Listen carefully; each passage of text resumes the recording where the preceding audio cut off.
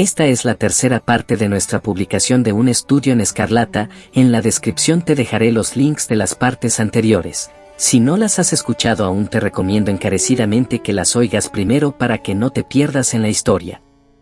Anteriormente, en un estudio en escarlata, Lestrade comparte una noticia impactante con Holmes y los demás. Stangerson, el secretario, ha sido asesinado. La escena del crimen revela manchas de sangre en la pared, con la palabra Rache. Lestrade relata cómo descubrió el cuerpo y cómo la investigación se complica aún más. Holmes, con su agudamente deductiva, logra desentrañar la verdad detrás de este misterioso caso, pero aún quedan un sinfín de preguntas en el aire que solo una persona puede responder.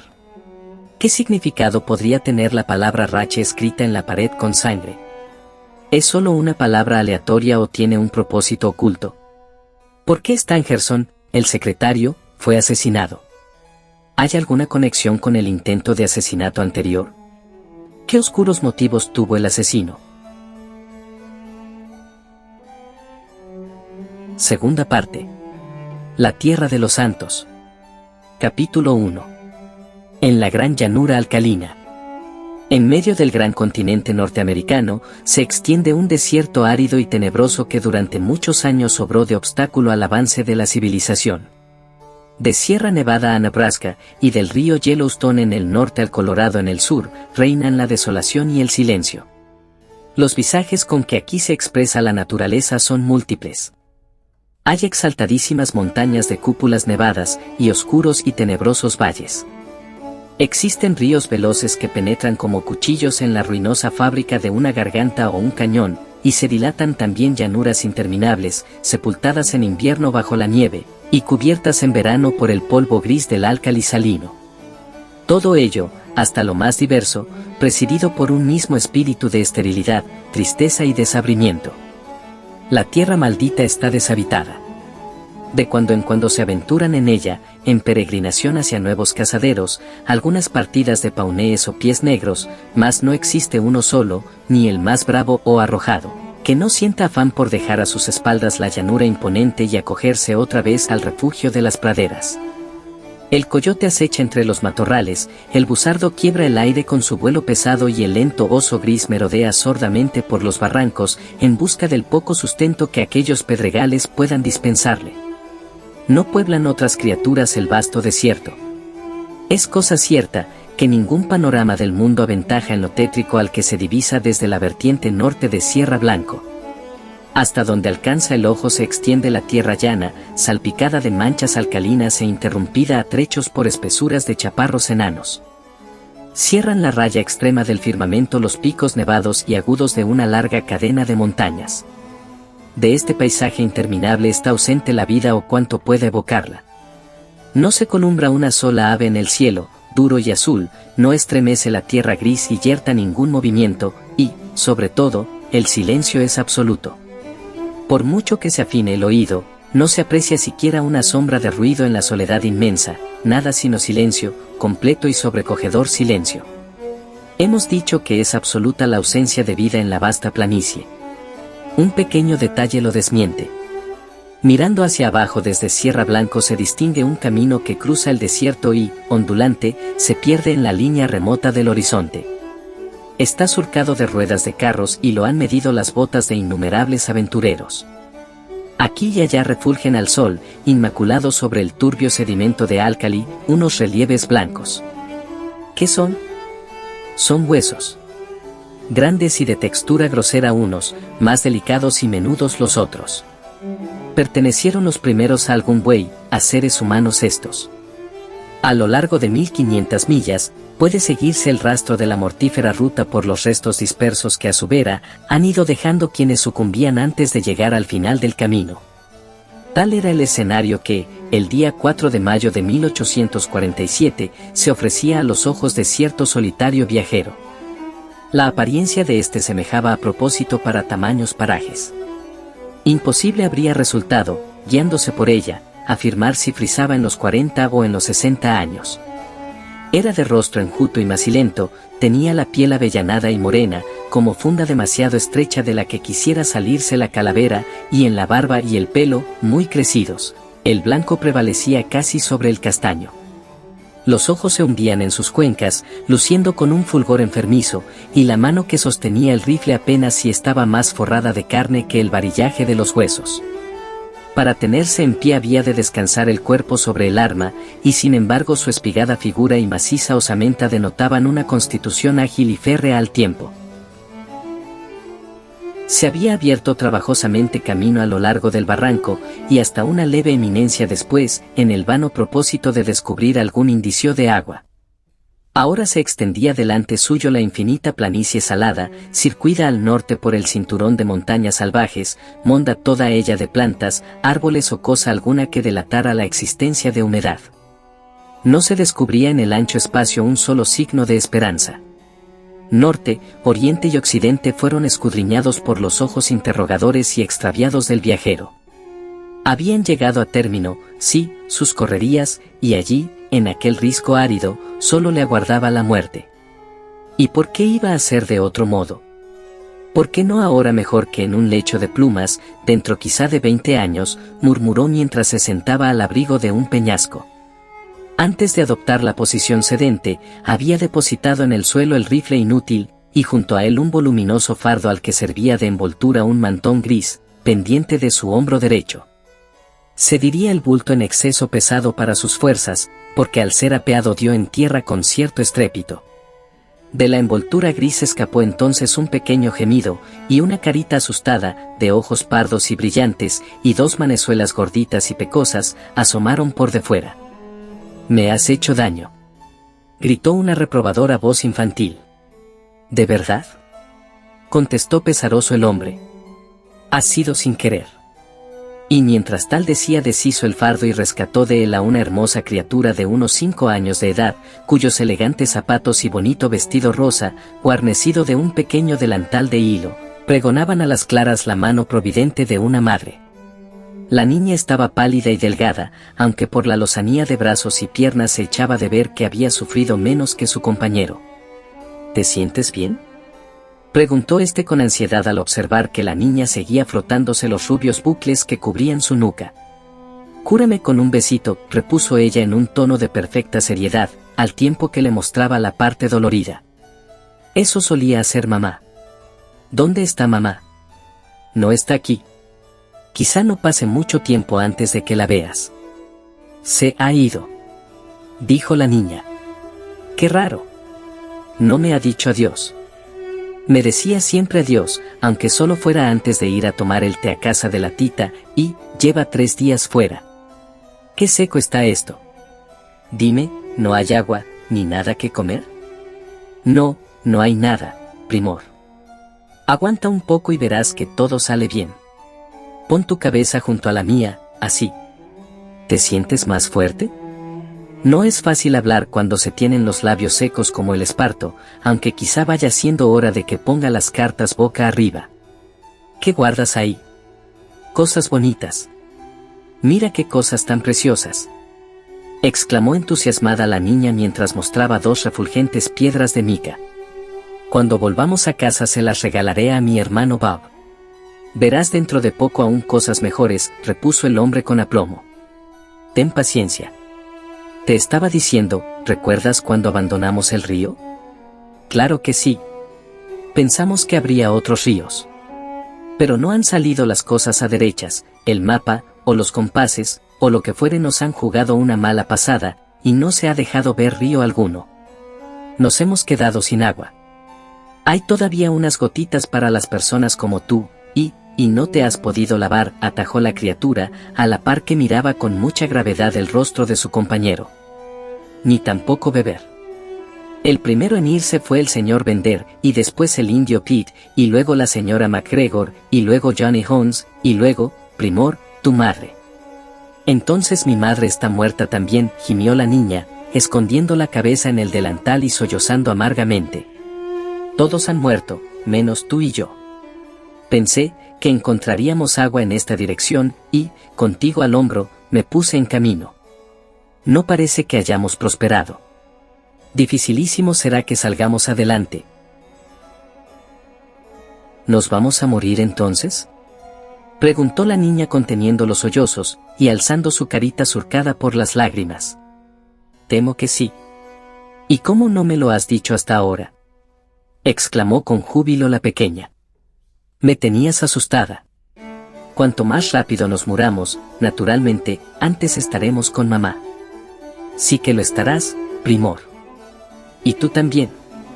Voy a decirle a mamá lo bueno que has sido conmigo. Apuesto a que nos estará esperando a la puerta del paraíso con un jarro de agua en la mano y muchísimos pasteles de alforfón, calentitos y tostados por las dos caras, como los que nos gustaban a Bob y a mí. ¿Cuánto faltará todavía? No sé. Poco. Los ojos del hombre permanecían clavados en la línea norte del horizonte. Sobre el azul del cielo, y tan rápidos que semejaban crecer a cada momento, habían aparecido 3 pequeños puntos. Concluyeron al cabo por adquirir las trazas de 3 poderosas aves pardas, las cuales, luego de describir un círculo sobre las cabezas de los peregrinos, fueron a posarse en unos riscos próximos. Eran busardos, los buitres del oeste, mensajeros indefectibles de la muerte. Gallos y gallinas. Exclamó la niña alegremente, señalando con el índice a los pájaros macabros y batiendo palmas para hacerles levantar el vuelo. Dime, ¿hizo Dios esta tierra? Naturalmente que sí, repuso el hombre, un tanto sorprendido por lo inesperado de la pregunta. Hizo la de Elena, allá lejos, y también la de Missouri, prosiguió la niña, pero no creo que hiciera esta de aquí. Esta de aquí está mucho peor hecha. El que la hizo se ha olvidado del agua y de los árboles. ¿Y si rezaras una oración? Sugirió el hombre tras un largo titubeo. No es aún de noche. Da lo mismo. Se sale de lo acostumbrado, pero estoy seguro de que a él no le importará. Di las oraciones que decías todas las noches en la carreta, cuando atravesábamos los llanos. ¿Por qué no rezas tú también? Exclamó la niña, con ojos interrogadores. Se me ha olvidado rezar. Llevo sin rezar desde que era un mocoso al que doblaba en altura este rifle que ves aquí. Aunque bien mirado, nunca es demasiado tarde. Empieza tú, y yo me uniré en los coros. Pues vas a tener que arrodillarte, igual que yo, dijo la pequeña posando el mantón en tierra. Levanta las manos y júntalas. Así. Parece como si se sintiera uno más bueno. Curiosa escena la que se desarrolló entonces a los ojos de los busardos, únicos e indiferentes testigos. Sobre el breve chal, codo con codo, adoptaron la posición orante ambos peregrinos, la niña versátil y el arrojado y rudo aventurero. Estaban la tierna carita de la niña y el rostro anguloso y macilento del hombre vueltos con devoción pareja hacia el cielo limpio de nubes, en pos del ser terrible que de frente los contemplaba, mientras las dos voces, frágil y clara una, áspera y profunda la otra, se fundían en un solo ruego de misericordia y perdón. Concluida la oración se recogieron de nuevo al abrigo de la roca, cayendo dormida al cabo la niña en el regazo de su protector. Vigiló durante un tiempo el sueño de la pequeña, mas la naturaleza, finalmente, lo redujo también a su mandato inexorable. 3 días y 3 noches llevaba sin concederse un instante de tregua o reparador descanso. Lentamente los párpados se deslizaron sobre los ojos fatigados y la cabeza fue hundiéndose en su pecho, hasta, confundida ya la barba gris del hombre con los rizos dorados de la niña, quedar ambos caminantes sumidos en idéntico sueño, profundo y horror de imágenes. Media hora de vigilia hubiera bastado al vagabundo para contemplar la escena que ahora verá el lector. En la remota distancia, allí donde se hace la planicie fronteriza del cielo, se insinuó una como nubecilla de polvo, muy tenue al principio y apenas distinguible de la colina en que se hallaba envuelto el horizonte, después de superior tamaño, y, al fin, rotunda y definida. Fue aumentando el volumen de la nube, causada, evidentemente, por alguna muchedumbre o concurrencia de criaturas en movimiento. Hacer aquellas tierras más fértiles, habría podido pensarse en el avance de una populosa manada de bisontes. Mas no es un suelo sin hierba sino a propósito para que en él paste el ganado. Próximo ya el torbellino de polvo a la solitaria eminencia donde reposaban los 2 náufragos de la pradera, se insinuaron tras la bruma contornos de carretas guarnecidas con toldos y perfiles de hombres armados, caballeros en sus monturas. Se trataba de una expedición al oeste, ¿y qué expedición? Llegado uno de los extremos de ella a los pies de la montaña, aún seguía el otro perdido en el horizonte. A través de la llanura toda se extendía la caravana enorme, compuesta de galeras y carros, hombres a pie y hombres a caballo. Innumerables mujeres procedían vacilantes con su equipaje a cuestas, y los niños se afanaban detrás de los vehículos o asomaban las cabecitas bajo la envoltura blanca de los toldos. No podían ser estas gentes simples emigrantes, por fuerza habían de constituir un pueblo nómada, llevado de las circunstancias a buscar cobijo en nuevas tierras. Un estruendo confuso, una especie de fragor de ruedas chirriantes y resoplante caballería, ascendía de aquella masa humana y se perdía en el aire claro. Ni siquiera entonces, sin embargo, lograron despertarse los dos fatigados caminantes. Encabezaba la columna más de una veintena de graves varones, de rostros ceñudos, envueltos los cuerpos en los pliegues de un oscuro ropaje hecho a mano, y provistos de rifles. Al llegar al pie del risco suspendieron la marcha, formando entre ellos breve conciliábulo. «Los pozos, hermanos, se encuentran a la derecha», dijo uno al que daba carácter la boca enérgica, el rostro barbiecho y la cabellera enmarañada. «A la derecha de Sierra Blanco». «Alcanzaremos pues, Río Grande», añadió otro. «No tengáis cuidado del agua», exclamó un tercero. «El que pudo hacerla brotar de la roca, no abandonará a su pueblo elegido». «Amén. Amén», respondieron todos a coro. A punto se hallaban de reanudar el camino, cuando uno de los más jóvenes y perspicaces lanzó un grito de sorpresa, al tiempo que señalaba el escarpado risco frontero. En lo alto ondeaba un trocito de tela color rosa, brillante y nítidamente recortado sobre el fondo de piedra gris. A la visión de aquel objeto, siguió un vasto movimiento de caballos enfrenados y de rifles que eran extraídos de sus fundas. Un destacamento de jinetes a galope sumó sus fuerzas a las del grupo de vanguardia. La palabra, pieles rojas, estaba en todos los labios. «No puede haber muchos indios por estas tierras», dijo un hombre ya mayor, el que según todas las trazas parecía detener el mando. «Atrás hemos dejado a los paunees, y no quedan más tribus hasta después de cruzadas las montañas». «Quiero echar una ojeada, hermano Stangerson», anunció entonces otro de los exploradores.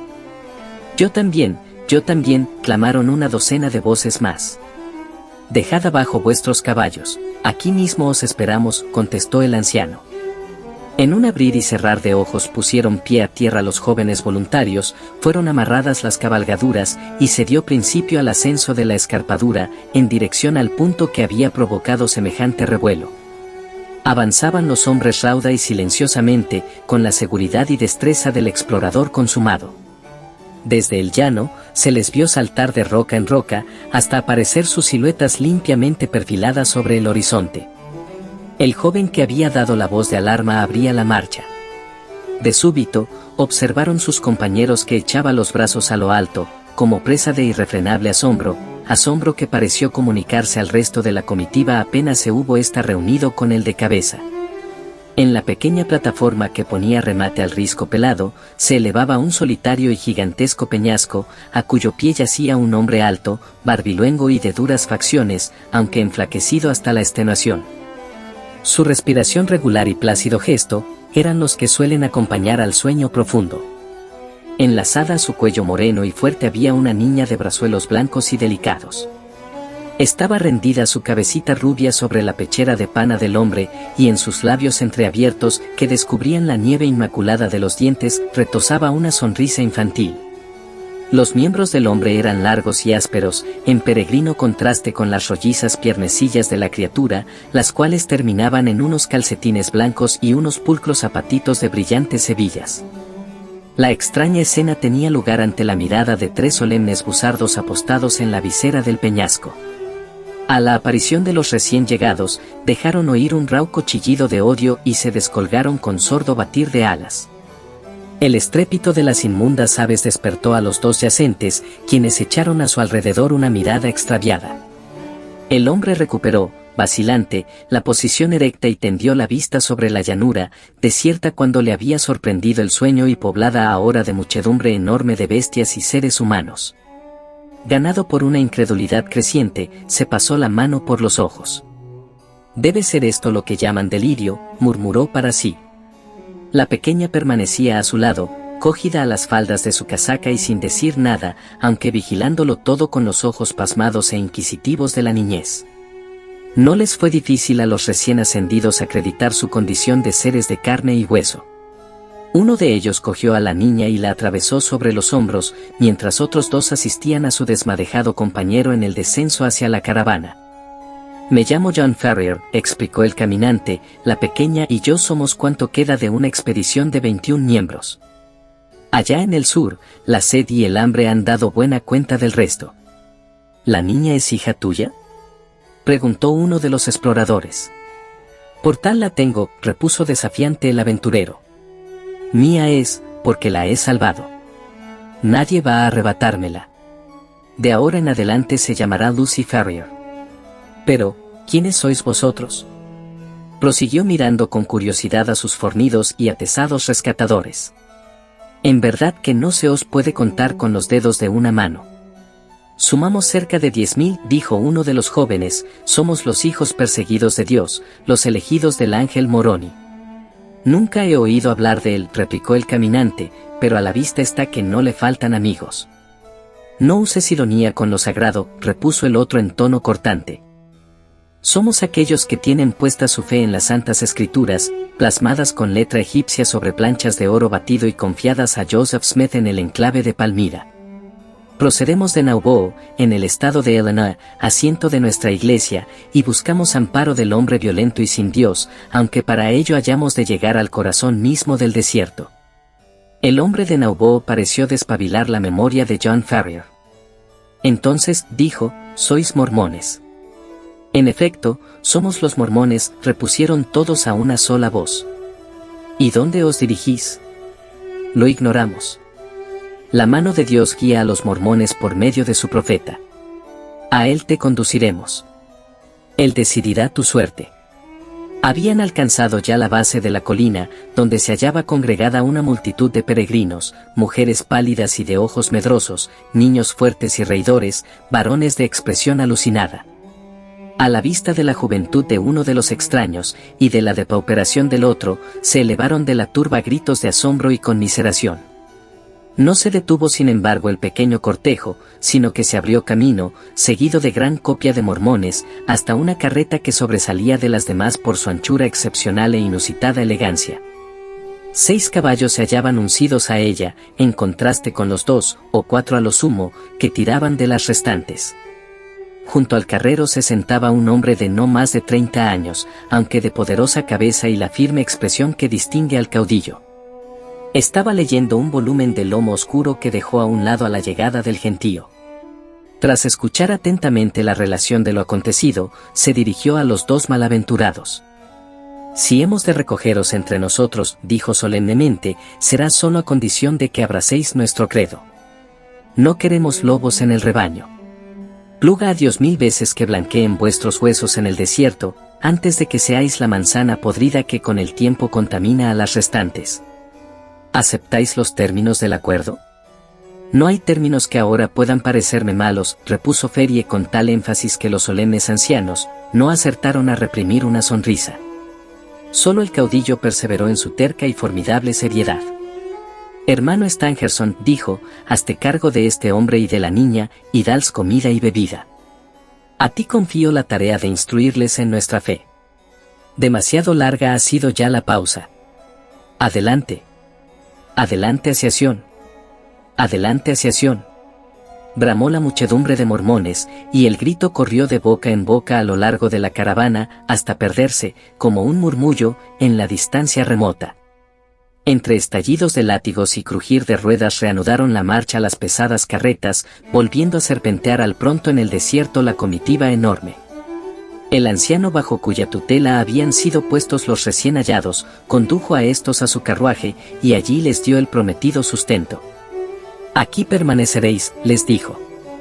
«A no mucho tardar os habréis recuperado de vuestras fatigas. Recordad, mientras tanto, que compartís nuestra fe, y la compartís para siempre. Lo ha dicho Brigham Young, y lo ha dicho con la voz de Joseph Smith, cuya voz es también la voz de Dios». Capítulo 2. La flor de Utah. ¿No es este lugar a propósito para rememorar las privaciones y fatigas experimentadas por el pueblo emigrante antes de su definitiva llegada a puerto? Desde las orillas del Mississippi hasta las estribaciones occidentales de las montañas rocosas, consiguió abrirse camino con pertinacia sin parangón apenas en la historia. Ni el hombre salvaje ni la bestia asesina, ni el hambre, ni la sed, ni el cansancio, ni la enfermedad, ninguno de los obstáculos en fin que plugo a la naturaleza atravesar en la difícil marcha, fueron bastantes a vencer la tenacidad de aquellos pechos anglosajones. Sin embargo, la longitud del viaje y su cúmulo de horrores habían acabado por conmover hasta los corazones más firmes. Todos, sin excepción, cayeron de hinojos en reverente acción de gracias a Dios cuando, llegados al vasto valle de Judá, que se extendía a sus pies bajo el claro sol, supieron por los labios de su caudillo que no era otra la tierra de promisión, y que aquel suelo virgen les pertenecía ya para siempre. Pronto demostró Young ser un hábil administrador, amén de jefe enérgico. Fueron aprestados mapas y planos en previsión de la ciudad futura de los mormones. Se procedió, según la categoría de cada destinatario, al reparto y adjudicación de las tierras circundantes. El artesano volvió a blandir su herramienta y el comerciante a comprar y a vender. En la ciudad surgían calles y plazas como por arte de encantamiento. En el campo, se abrieron surcos para las acequias, fueron levantadas cercas y vallas, se limpió la maleza y se boleó la semilla, de modo que, al verano siguiente, ya cubría la tierra el oro del recién granado trigo. No había cosa que no prosperase en aquella extraña colonia. Sobre todo lo demás, sin embargo, creció el templo erigido por los fieles en el centro de la ciudad. Desde el alba a los últimos arreboles del día, el seco ruido del martillo y el chirriar asmático de la sierra imperaban en torno al monumento con que el pueblo peregrino rendía homenaje a quien le había guiado salvo a través de tantos peligros. Los dos vagabundos, John Perrier y la pequeña, su hija adoptiva y compañera de infortunio, hicieron junto a los demás el largo camino. No fue este trabajoso para la joven Lucy Ferrier que, recogida en la carreta de Stangerson, partió vivienda y comida con las 3 esposas del mormón y su hijo, un obstinado e impetuoso muchacho de 12 años. Habiéndose repuesto de la conmoción causada por la muerte de su madre, conquistó fácilmente el afecto de las 3 mujeres, con esa presteza de la que solo es capaz la infancia, y se hizo a su nueva vida trashumante. En tanto, el recobrado Ferrier ganaba fama de guía útil e infatigable cazador. Tan presto conquistó para sí la admiración de sus nuevos compañeros que, al dar estos por acabada la aventura, recibió sin un solo reparo o voto en contra una porción de tierra no menor ni menos fecunda que las de otros colonos, con las únicas excepciones de Young y los 4 ancianos principales, Stangerson, Kemble, Johnston y Draper. En la hacienda así adquirida levantó John Ferrier una sólida casa de troncos, ampliada y recompuesta infinitas veces en los años subsiguientes, hasta alcanzar al fin envergadura considerable.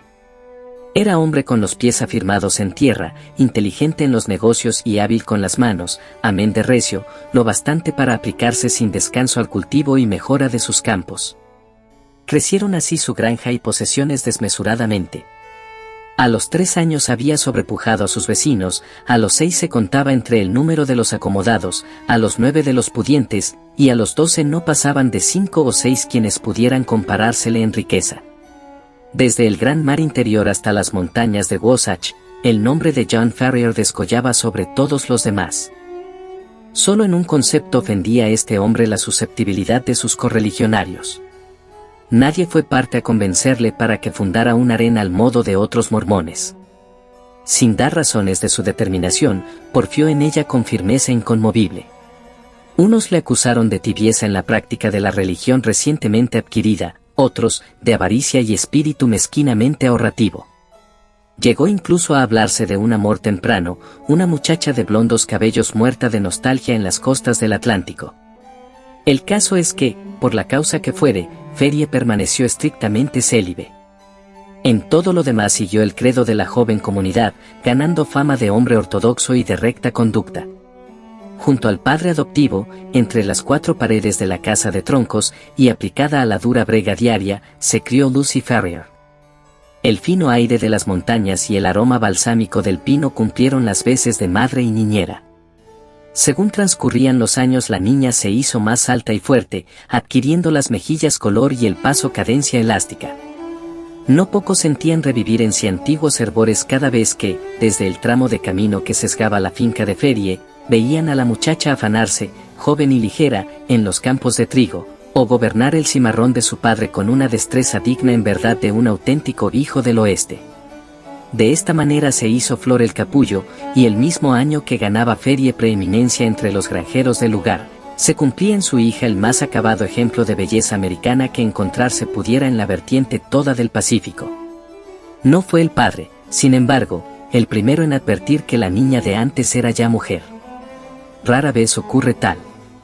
Esa transformación es harto sutil y lenta para que quepa situarla en un instante preciso.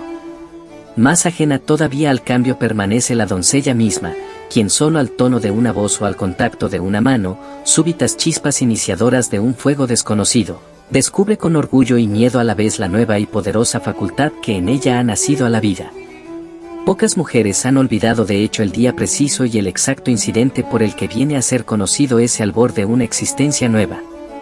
En el caso de Lucy Ferrier la ocasión fue memorable de por sí, aparte el alcance que después tendría en su propio destino y en el de los demás.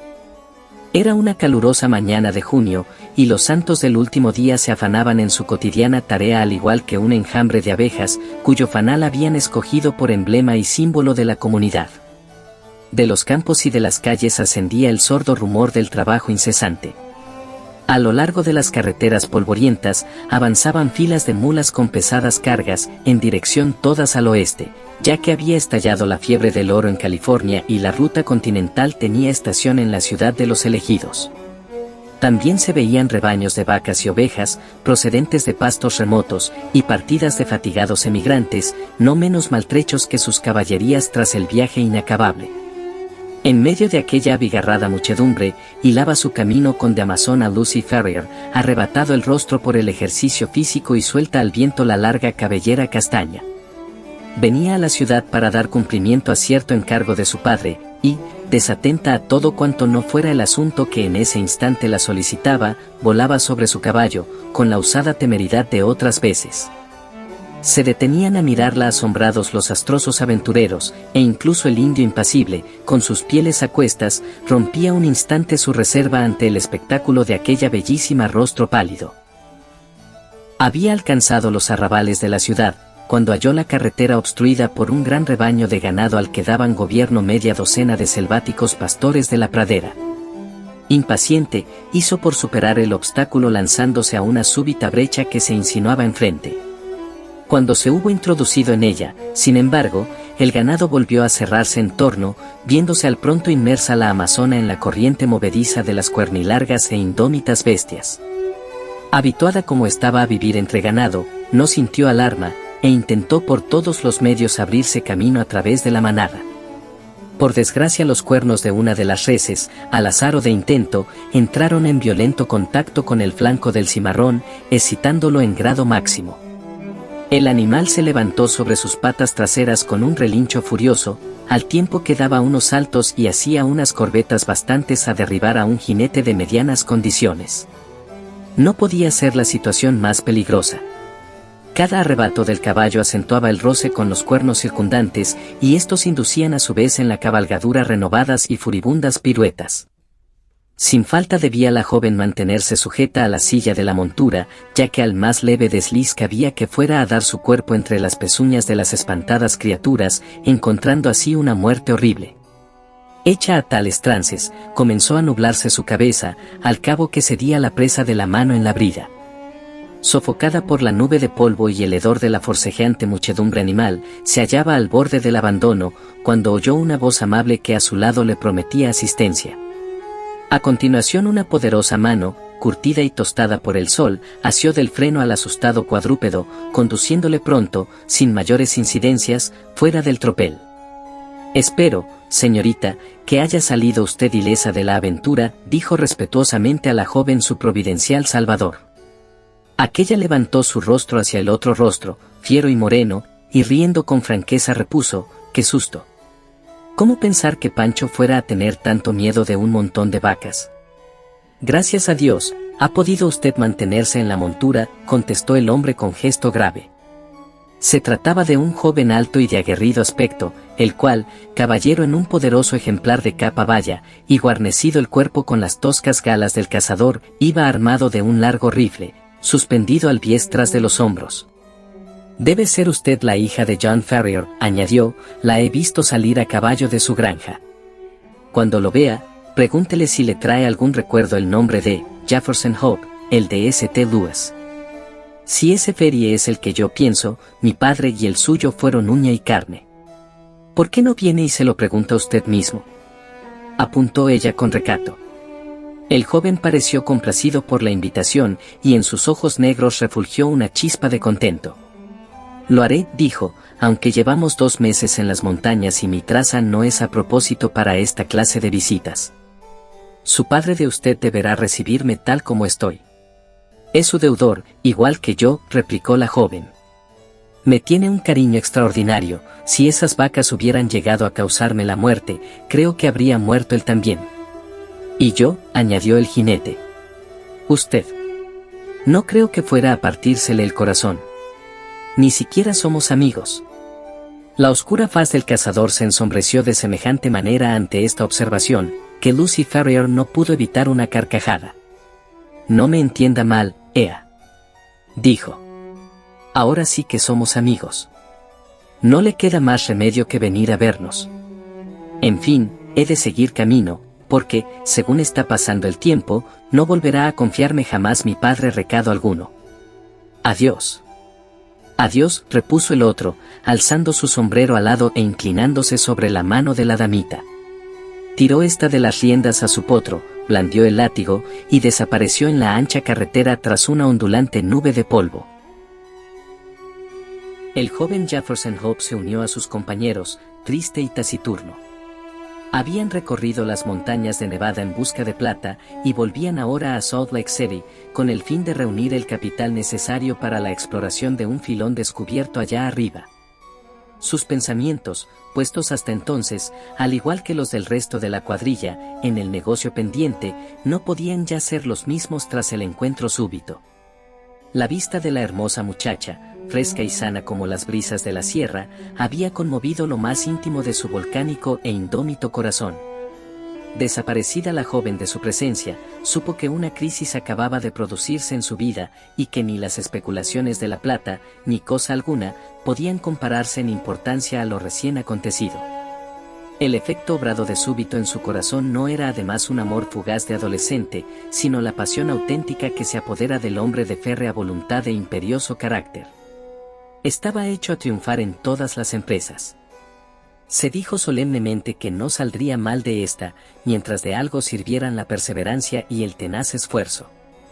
Aquella misma noche se presentó en casa de John Ferrier, y a la siguiente y a la otra también, hasta convertirse en visitante asiduo y conocido.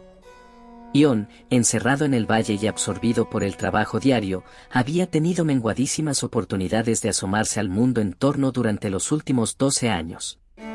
De él le daba noticias Jefferson Hope, con palabras que cautivaban a Lucy no menos que a su padre. Había sido pionero en California, la loca y legendaria región de rápidas fortunas y estrepitosos empobrecimientos. Había sido explorador, trampero, ranchero, buscador de plata. No existía aventura emocionante, en fin, que no hubiera corrido alguna vez Jefferson Hope. A poco ganó el afecto del viejo granjero, quien se hacía lenguas de sus muchas virtudes. En tales ocasiones Lucy permanecía silenciosa, mas podía echarse de ver, por el arrebol de las mejillas y el brillar de ojos, que no era ya la muchacha dueña absoluta de su propio corazón. Quizá escapasen estas y otras señales a los ojos del buen viejo, aunque no, desde luego, a los de quien constituía su recóndita causa. Cierto atardecer de verano el joven llegó a galope por la carretera y se detuvo frente al Cáncer. Lucy estaba en el porche y al verle, fue en dirección suya. El visitante pasó las bridas del caballo por encima de la cerca y tomó el camino de la casa. «He de marcharme», Lucy dijo haciéndole entrambas manos, al tiempo que la miraba tiernamente a los ojos. «No te pido que vengas ahora conmigo, pero lo harás más adelante, cuando esté de vuelta». «¿Vas a tardar mucho?», repuso la joven, riendo y encendiéndose toda. no más de 2 meses. Vendré entonces por ti, querida. Nadie podrá interponerse entre nosotros dos. ¿Qué dice mi padre? Ha dado su consentimiento, siempre y cuando me las arregle para poner en marcha esas minas. Sobre esto último no debes preocuparte. Oh, bien. Si estáis de acuerdo papá y tú, yo no tengo nada más que añadir, susurró ella, la mejilla apoyada en el poderoso pecho del aventurero. Dios sea alabado, exclamó este con ronca voz, e inclinando la cabeza, besó a la chica. El trato puede considerarse zanjado. Cuanto más me demore, más difícil va a resultarme iniciar la marcha. Me aguardan en el cañón. Adiós amor, adiós. Dentro de 2 meses me verás de nuevo. Con estas palabras se separó de ella y, habiéndose plantado de un salto encima del caballo, picó espuelas a toda prisa sin volver siquiera la cabeza, en el temor, quizá, de que una sola mirada a la prenda de su corazón le hiciera desistir de su recién concebido proyecto. Capítulo 3. Ion Ferie habla con el profeta. 3 semanas habían transcurrido desde la marcha de Jefferson Hope y sus compañeros. Se entristecía el corazón de John Ferrier al pensar que pronto volvería el joven, arrebatándole su preciado tesoro. Sin embargo, la expresión feliz de la muchacha le reconciliaba 1000 veces más eficazmente con el pacto contraído que el mejor de los argumentos. Desde antiguo había determinado en lo hondo de su resuelta voluntad que a ningún mormón sería dada jamás la mano de su hija. Semejante unión se le figuraba un puro simulacro, un oprobio y una desgracia. Con independencia de los sentimientos que la doctrina de los mormones le inspiraba en otros terrenos, se mantenía sobre lo último inflexible, amén de mudo, ya que por aquellos tiempos las actitudes heterodoxas hallaban mal acomodo en la tierra de los santos. Mal acomodo y terrible peligro. Hasta los más santos entre los santos contenían el aliento antes de dar voz a su íntimo parecer en materia de religión, no fuera cualquier palabra, o frase mal comprendida, a atraer sobre ellos un rápido castigo. Los perseguidos de antaño se habían constituido a su vez en porfiados y crudelísimos perseguidores. Ni la Inquisición sevillana, ni la Tudesca Bemgericht, ni las sociedades secretas de Italia acertaron jamás a levantar maquinaria tan formidable como la que tenía atenazado al estado de Utah. La organización resultaba doblemente terrible por sus atributos de invisibilidad y misterio. Todo lo veía y podía, y sin embargo escapaba al ojo y al oído humanos. Quien se opusiera a la Iglesia, desaparecía sin dejar rastro ni razón de sí. Mujer e hijos aguardaban inútilmente el retorno del proscrito, cuya voz no volvería a dejarse oír de nuevo, ni siquiera en anuncio de la triste sentencia que los sigilosos jueces habían pronunciado. Una palabra brusca, un gesto duro, eran castigados con la muerte. Ignoto, el poder aciago gravitaba sobre todas las existencias.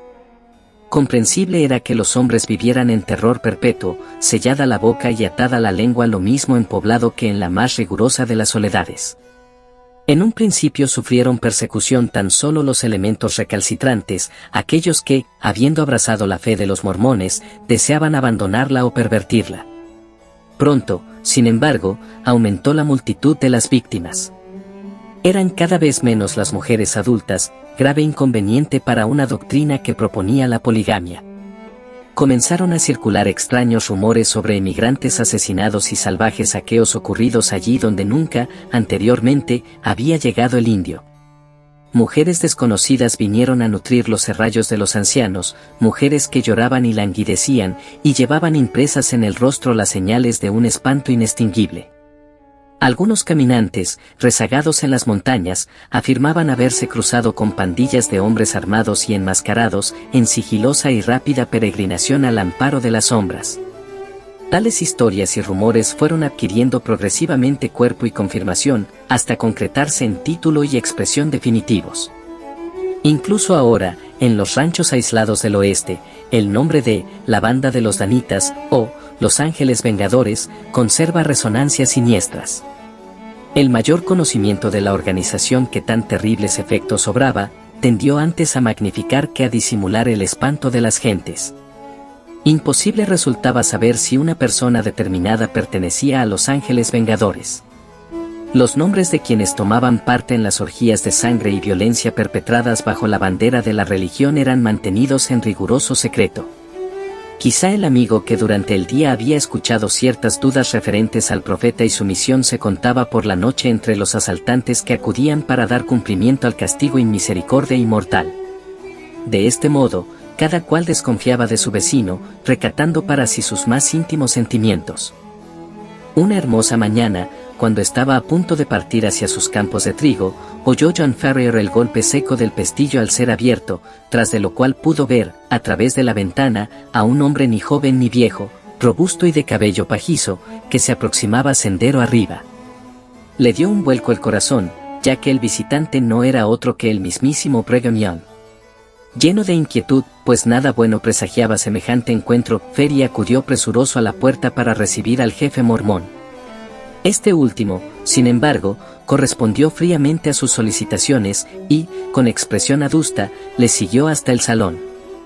«Hermano Ferrier», dijo, tomando asiento y fijando en el granjero la mirada a través de las pestañas rubias, «los auténticos creyentes te han demostrado siempre bondad.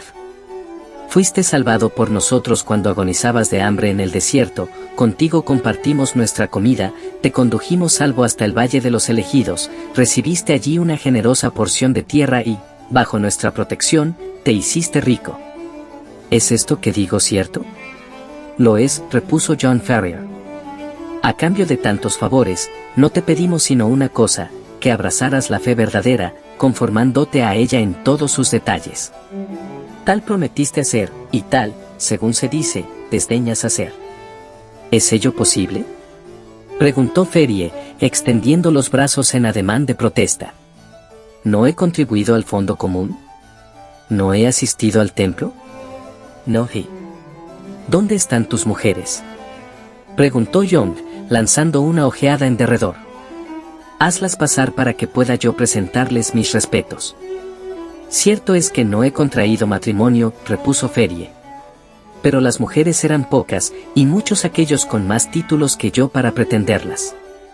Además, no he estado solo, he tenido una hija para cuidar de mí. De ella, precisamente, quería hablarte», dijo el jefe de los mormones. «Se ha convertido, con los años, en la flor de Utah, y ahora mismo goza del favor de muchos hombres con preeminencia en esta tierra». John Ferrier, en su interior, dejó escapar un gemido. «Corren rumores que prefiero desoír, rumores en torno a no sé qué compromiso con un gentil. Maledicencias, supongo, de gente ociosa. ¿Cuál es la 13ª regla del código legado a nosotros por Joseph Smith, el santo? Que toda doncella perteneciente a la fe verdadera contraiga matrimonio con uno de los elegidos, pues si se uniera a un gentil, cometería pecado nefando. Siendo ello así, no es posible que tú, que profesas el credo santo, hayas consentido que tu hija lo vulnere». «Nada», repuso John Ferrier, ocupado en juguetear nerviosamente con su fusta. «Por lo que en torno a ella resuelvas, habrá de medirse la fortaleza de tu fe. Tal ha convenido el sagrado consejo de los 4. Tu hija es joven, no pretendemos que despose a un anciano, ni que se vea privada de toda elección. Nosotros los ancianos poseemos varias novillas, más es fuerza que las posean también nuestros hijos.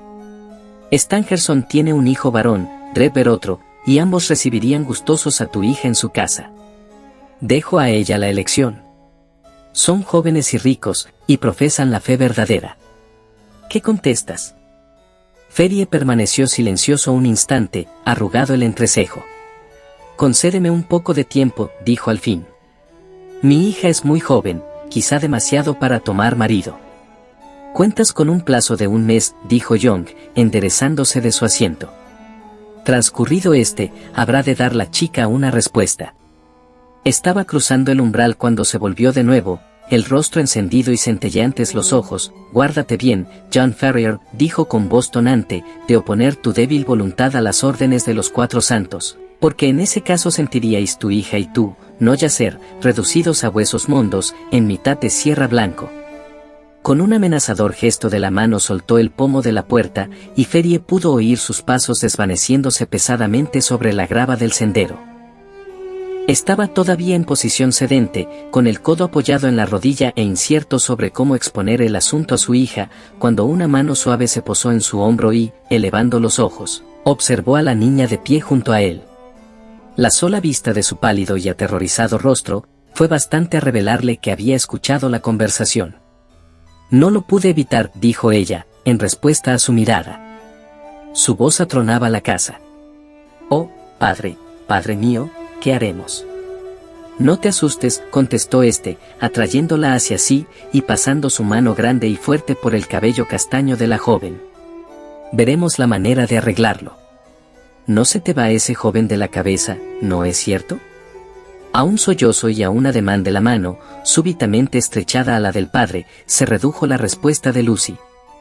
«No, claro que no, y no me aflige que así sea. Se trata de un buen chico y de un cristiano, mucho más, desde luego, de lo que nunca pueda llegar a ser la gente de por aquí, con sus rezos y todos sus sermones. Mañana sale una expedición camino de Nevada, y voy a encargarme de que le hagan saber el trance en que nos hallamos. Si no me equivoco sobre el muchacho, le veremos volver aquí con una velocidad que todavía no ha alcanzado el moderno telégrafo». Lucy confundió sus lágrimas con la risa que las palabras de su padre le producían. «Cuando llegue, nos señalará el curso más conveniente. Es usted el que me inquieta. Una oye cosas terribles de quienes se enfrentan al profeta, siempre sufren percances espantosos». «Aún no nos hemos opuesto a nadie», repuso el padre. «Tiempo tenemos de mirar por nuestra suerte. Disponemos de un mes de plazo, para entonces espero que nos hallemos lejos de Judá». «Lejos de Judá. ¿Qué remedio? ¿Y la granja? Convertiremos en dinero cuanto sea posible, renunciando al resto». Para ser sincero, Lucy, no es esta la primera vez que semejante idea se me cruza por la cabeza. No me entusiasma el estar sometido a nadie, menos aún al maldito profeta que tiene postrada a la gente de esta tierra. Nací americano y libre, y no entiendo de otra cosa. Quizás sea demasiado viejo para mudar de parecer. Si el tipo de marras persiste en merodear por mi granja, acaso acabe dándose de bruces con un puñado de postas avanzando en sentido contrario. «Pero no nos dejarán marchar», objetó la joven. «Aguarda a que venga Jefferson y entonces nos las compondremos para hacerlo. Entretanto, querida, sosiégate, y no permitas que se te pongan los ojos feos de tanto llorar, no vaya a ser que al verte se la tome el chico conmigo. No hay razón para preocuparse, ni peligro ninguno». John Ferrier imprimió a estas observaciones un tono de pausada confianza, lo que no fue obstáculo, sin embargo, para que advierta la joven cómo, llegada la noche, aseguraba con más cuidado del habitual las puertas de la casa, al tiempo que limpiaba y nutría de cartuchos la oxidada escopeta que hasta entonces había colgado de la pared de su dormitorio. Capítulo 4. La huida. A la mañana siguiente, después de su entrevista con el profeta de los mormones, acudió John Ferrier a Salt Lake City, donde, tras ponerse en contacto con un conocido que había de seguir el camino de Nevada, entregó el recado para Jefferson Hope. En él se explicaba al joven lo inminente del peligro a que estaban expuestos y lo necesaria que se había hecho su vuelta. Cumplidas estas diligencias, pareció sosegarse el anciano y, ya de mejor talante, volvió a su casa. Cerca de la granja, observó con sorpresa que a cada uno de los machones laterales de la portalada había atado un caballo. La sorpresa fue en aumento cuando al entrar en su casa se echó a la cara dos jóvenes, cómodamente instalados en el salón. Uno era de faz alongada y pálida, y estaba arrellanado en la mecedora, extendidas las piernas y puestos los dos pies sobre la estufa. El otro, un mozo de cuello robusto y tosco y mal dibujadas facciones, permanecía en pie junto a la ventana. Con las manos en los bolsillos, se entretenía silbando un himno entonces muy en boga. Ambos saludaron a Ferrier con una ligera inclinación de cabeza, después de lo cual dio el de la mecedora inicio a la conversación. «Quizá no sepas quiénes somos», dijo. «Este de aquí es hijo del viejo Drever, y yo soy Joseph Stangerson, uno de tus compañeros de peregrinación en el desierto cuando el Señor extendió su mano y se dignó recibirte entre los elegidos. Como recibirá a las restantes naciones del mundo en el instante por el previsto», añadió el otro con acento nasal, «lentamente trenza su red el Señor, mas los agujeros de ésta son finísimos. Jon Ferrier esbozó un frío saludo. No le cogía de nuevas la identidad de sus visitantes. Por indicación de nuestros padres, prosiguió Stangerson, hemos venido a solicitar la mano de tu hija. Vosotros determinaréis a cuál de los dos corresponde. Dado que yo tengo tan solo 4 mujeres, mientras que el hermano Drever posee 7, me parece que reúno yo más títulos para ser el elegido. Hermano Stangerson, repuso aquel, no se trata de cuántas mujeres tengamos, sino del número de ellas que podamos mantener. Mi padre me ha traspasado sus molinos, por lo que soy más rico que tú. Pero me aguarda a mí un futuro más holgado, respondió su rival, vehementemente. Cuando el señor tenga a bien llevarse a mi padre, entraré en posesión de su casa de tintes y su tenería. Además, soy mayor que tú, y por lo mismo estoy más alto en la jerarquía de la iglesia. A la chica toca decir la última palabra, replicó el joven Drever, mientras sonreía a la propia imagen reflejada en el vidrio de la ventana. Que sea ella quien decida. Durante todo el diálogo había permanecido Jon Ferrier en el umbral dándose a los demonios y casi tentado a descargar su furia sobre las espaldas de los visitantes. Un momento, dijo al fin, acercándose a ellos. Cuando mi hija os convoque, podréis venir, pero hasta entonces no quiero ver vuestras caras por aquí. Los 2 jóvenes mormones le dirigieron una mirada de estupefacción. A sus ojos, el forcejeo por la mano de la hija suponía un máximo homenaje, no menos honroso para ésta que para su padre.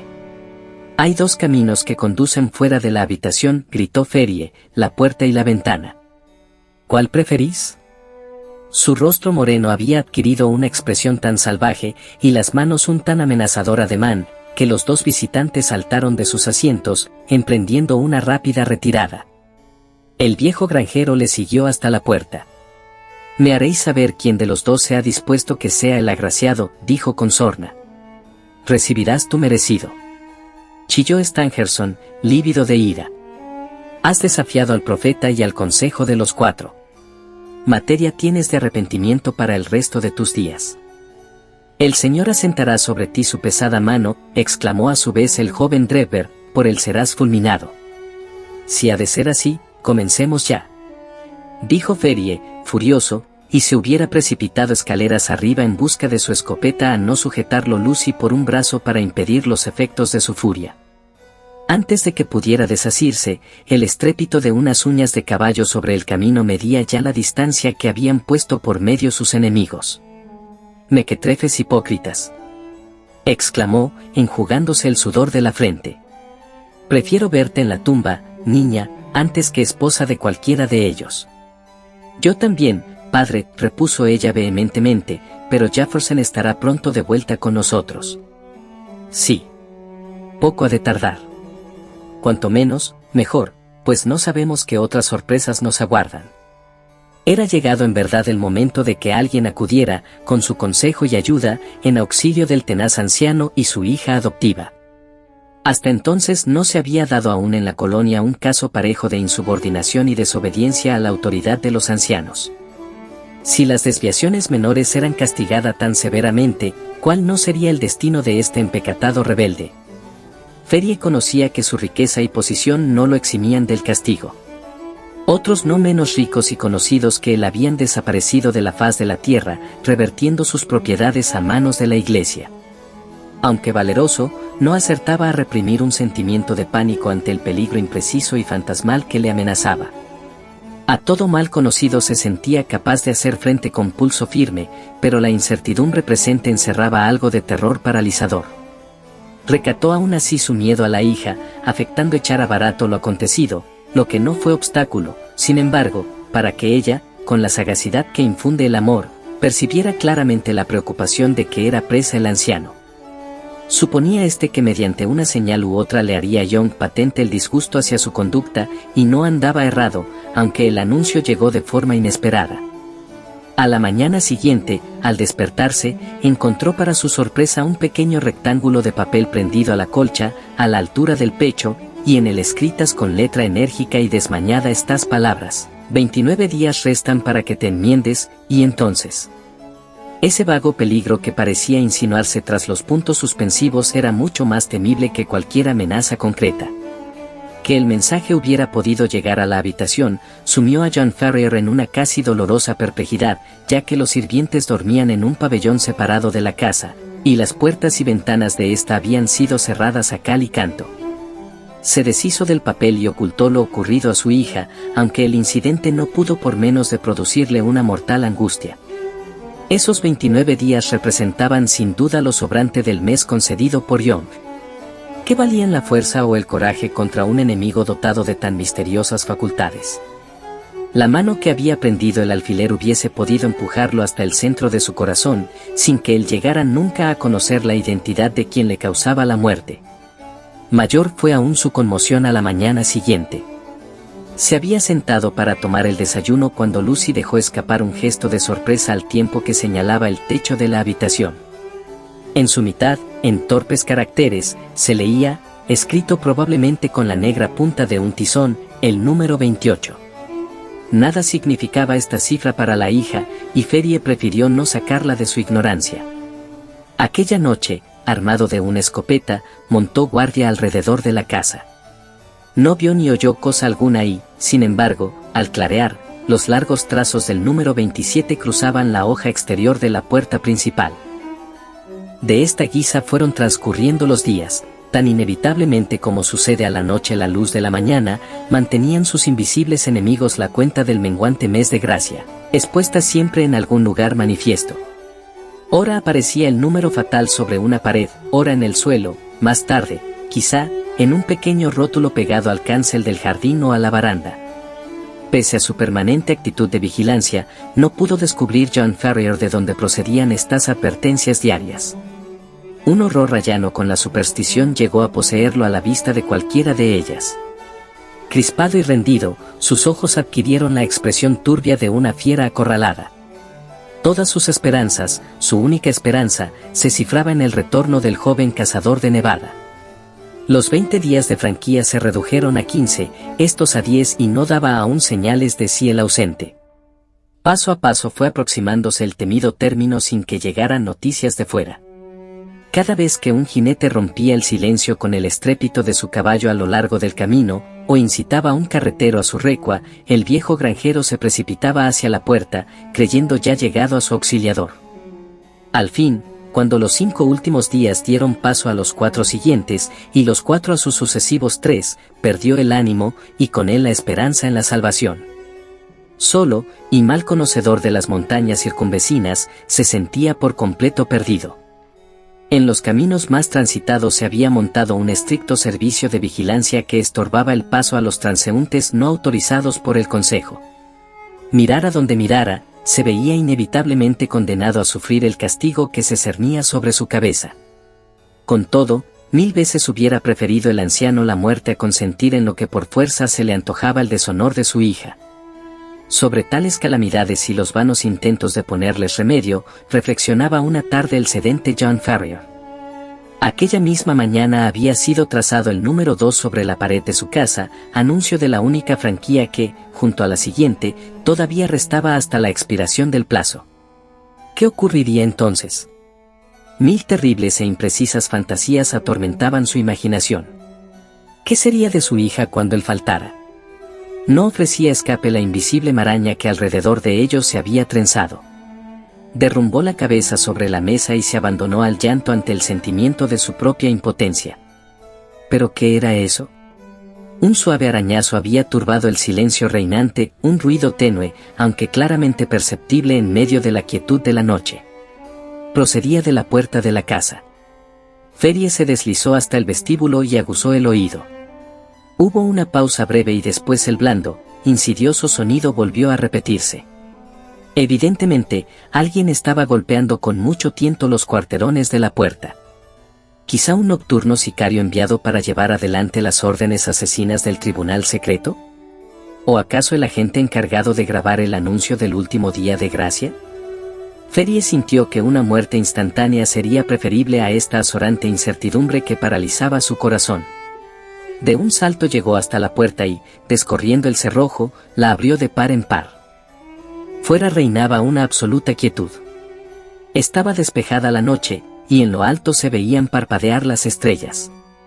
Ante los ojos del granjero se extendía el pequeño jardín frontero, ceñido por la cerca y la portalada, pero ni en el espacio interior ni en la carretera se echaba de ver figura humana alguna. Con un suspiro de alivio oteó Feria a izquierda y derecha, hasta que, habiendo dirigido por casualidad la mirada en dirección a sus pies, observó con asombro que un hombre yacía boca abajo sobre el suelo, abiertos en compás los brazos y las piernas. Tal sobresalto le produjo la vista del cuerpo, que hubo de recostarse sobre la pared con una mano puesta en la garganta para sofocar el grito que de ésta pujaba por salir.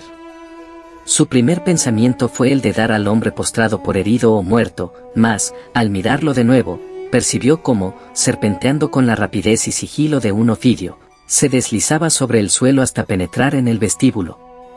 Una vez dentro recuperó velozmente la posición erecta, cerró la puerta, y fueron entonces dibujándose ante el asombrado granjero las enérgicas facciones y decidida expresión de Jefferson Hope. «¡Santo cielo!», dijo jadeante John Ferrier. «¡Qué susto me has dado! ¿Por qué diablos has entrado en casa así?» «Deme algo de comer», repuso el otro con voz ronca. «Hace 48 horas que no me llevo a la boca un trozo de pan o una gota de agua». Se arrojó sobre la carne fría y el pan que, después de la cena, aún restaban en la mesa de su huésped, y dio cuenta de ellos vorazmente. «¿Cómo anda de ánimo Lucy?», preguntó una vez satisfecha su hambre. «Bien».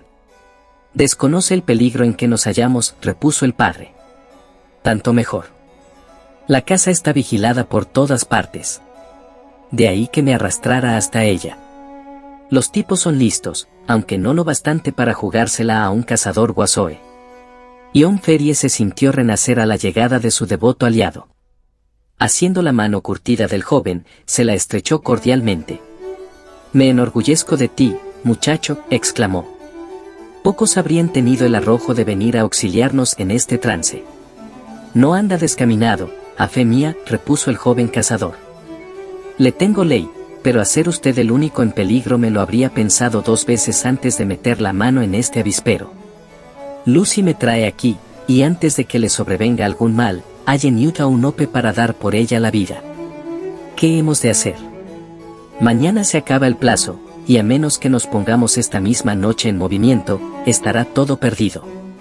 Tengo una mula y 2 caballos esperándonos en el barranco de las Águilas». «¿De cuánto dinero dispone?» $2,000 en oro y otros 5,000 en billetes». «Es suficiente. Cuento yo con otro tanto. Hemos de alcanzar Carson City a través de las montañas. Preciso es que despierte a Lucy. Suerte que no duermen aquí los criados».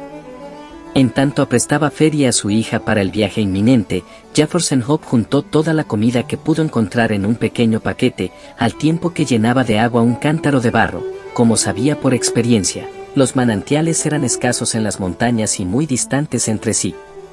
Apenas se había terminado los preparativos cuando apareció el granjero con su hija, ya vestida y pertrechada para la marcha. El encuentro de los 2 enamorados fue caluroso, pero breve, pues cada minuto era precioso, y restaba aún mucho por hacer. «Salgamos cuanto antes», dijo Jefferson, en un susurro, donde se conocía, sin embargo, el tono firme de quien, sabiendo la gravedad de un lance, ha preparado su corazón para afrontarlo. «La entrada principal y la trasera están guardadas, aunque cabe deslizarse por la ventana lateral y seguir después a campo traviesa. Ya en la carretera, 2 millas tan solo nos separan del barranco de las Águilas, en que aguardada caballería. Cuando despunte el día estaremos a mitad de camino, en plena montaña». «¿Y si nos cierran el paso?», preguntó Ferrier. Hope dio una palmada a la culata del revólver, que sobresalía tras la hebilla de su cinturón. «En caso de que fueran demasiados para nosotros, no dejaríamos este mundo sin que antes nos hicieran cortejo 2 o 3 de ellos», dijo, con una sonrisa siniestra. Apagadas ya todas las luces del interior de la casa, Ferrier contempló desde la ventana, sumida en sombra, los campos que habían sido suyos, y de los que ahora iba a partirse para siempre. Era este, sin embargo, un sacrificio al que ya tenía preparado su espíritu, y la consideración del honor y felicidad de su hija compensaba con creces el sentimiento de la fortuna perdida. Reinaba tal paz en las vastas mieses y en torno a los susurrantes árboles, que nadie hubiese acertado a sospechar el negro revoloteo de la muerte. Sin embargo, la palidez de rostro y rígida expresión del joven cazador indicaban a las claras que en su trayecto hasta la casa no habían sido pocos los signos fatales por él advertidos. John Ferrier llevaba consigo el talego con el oro y los billetes, Jefferson Hope, las escasas provisiones y el agua, mientras Lucy, en un pequeño atadijo, había hecho acopio de algunas de sus prendas más queridas. Tras abrir la ventana con todo el cuidado que las circunstancias exigían, aguardaron a que una nube ocultara la faz de la luna, aprovechando ese instante para descolgarse, uno a uno, al diminuto jardín. Con el aliento retenido y rasantes al suelo, ganaron al poco el seto limítrofe, de cuyo abrigo no se separó la comitiva hasta llegar a un vano abierto a los campos cultivados. Apenas lo habían alcanzado, cuando el joven retuvo a sus acompañantes empujándoles de un evo hacia la sombra, en la que permanecieron temblorosos y en silencio. Por ventura, la vida en las praderas había dotado a Jefferson Hope de un oído de lince. Un segundo después de su repliegue rasgó el aire el melancólico y casi inmediato aullido de un búho, contestado al punto por otro idéntico, pocos pasos más allá.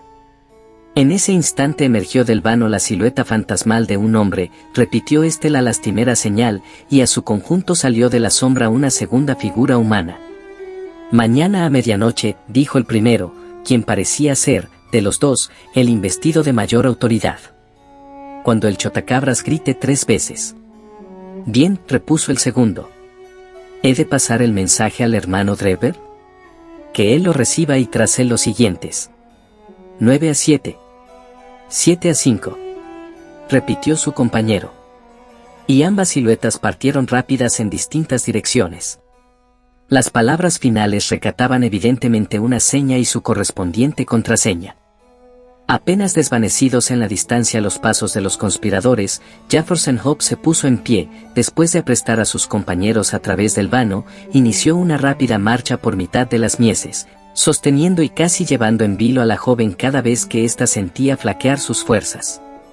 Deprisa, deprisa. Jadeaba de cuando en cuando. Estamos cruzando la línea de centinelas. Todo depende de la velocidad a que avancemos. Deprisa, digo. Ya en la carretera, cubrieron terreno con mayor presteza. Solo una vez se cruzaron con otro caminante, mas tuvieron ocasión de deslizarse a un campo vecino y pasar así inadvertidos. Antes de alcanzar la ciudad, el cazador enfiló un sendero lateral y accidentado que conducía a las montañas. El desigual perfil de los picos rocosos se insinuó de pronto en la noche. El angosto desfiladero que entre ellos se abría no era otro que el barranco de las Águilas, donde permanecían a la espera los caballos. Guiado de un instinto infalible, Jefferson Hope siguió su rumbo a través de las peñas y a lo largo del lecho seco de un río, hasta dar con una retirada quiebra, oculta por rocas. Allí estaban amarrados los fieles cuadrúpedos. La muchacha fue instalada sobre la mula, y el viejo Ferrier montó, con el talego, en uno de los caballos, mientras Jefferson Hope guiaba al restante por el difícil y escabroso camino. Solo para quien estuviera hecho a las manifestaciones más extremas de la naturaleza podía resultar aquella ruta llevadera. A uno de los lados se elevaba un gigantesco peñasco por encima de los 1000 metros de altura. Negro, hosco y amenazante, erizada la rugosa superficie de largas columnas de basalto, sugería su silueta el costillar de un antiguo monstruo petrificado. A la otra mano un vasto caos de escoria y guijarros enormes impedía de todo punto la marcha. Entre ambas orillas discurría la desigual senda, tan angosta a trechos que habían de situárselo viajeros en fila india, y tan accidentado que únicamente a un jinete consumado le hubiera resultado posible abrirse en ella camino. Sin embargo, pese a todas las fatigas, estaban alegres los fugitivos, ya que, a cada paso que daban, era mayor la distancia entre ellos y el despotismo terrible de que venían huyendo. Pronto se les hizo manifiesto, con todo, que aún permanecían bajo la jurisdicción de los santos. Habían alcanzado lo más abrupto y sombrío del desfiladero cuando la joven dejó escapar un grito, a la par que señalaba hacia lo alto. Sobre una de las rocas que se asomaban al camino, destacándose duramente sobre el fondo, montaba guardia un centinela solitario. Descubrió a la comitiva a la vez que era por ella visto, y un desafiante y marcial «¿Quién vive?». Resonó en el silencioso barranco. «Viajeros en dirección a Nevada», dijo Jefferson Hope, con una mano puesta sobre el rifle que colgaba a uno de los lados de su silla. Pudieron observar cómo el solitario vigía amartillaba su arma, escrutando el hondón con expresión insatisfecha. ¿Con la venia de quién?, preguntó. Los Sagrados Cuatro, repuso Ferie. Su estancia entre los mormones le había enseñado que tal era la máxima autoridad a que cabía referirse. 9-7, gritó el centinela. 7-5, contestó rápido Jefferson Hope, recordando la contraseña oída en el jardín. Adelante, y que el Señor sea con vosotros, dijo la voz desde arriba. Más allá de este enclave se ensanchaba la ruta, y los caballos pudieron iniciar un ligero trote. Mirando hacia atrás, alcanzaron a ver al centinela apoyado sobre su fusil, señal de que habían dejado a sus espaldas la posición última de los elegidos y que cabalgaban ya por tierras de libertad. John Ferrier envía una carta a Jefferson Hope para informarle sobre su situación. Espera el regreso del joven para escapar. Día tras día, aparecen amenazas en forma de signos o notas en diferentes lugares de la vivienda de Ferrier. Estas amenazas lo llevan al borde de la locura. ¿Qué papel juega el asesino en esta parte de la novela? ¿Lograrán ponerse a salvo nuestros amigos? Esta y otras interrogantes quedarán al descubierto en la próxima entrega. No te lo pierdas la siguiente semana. Suscríbete para ser el primero en enterarte del desenlace de esta historia. Deja un comentario para saber tu opinión y dale a me gusta si te gusta el contenido.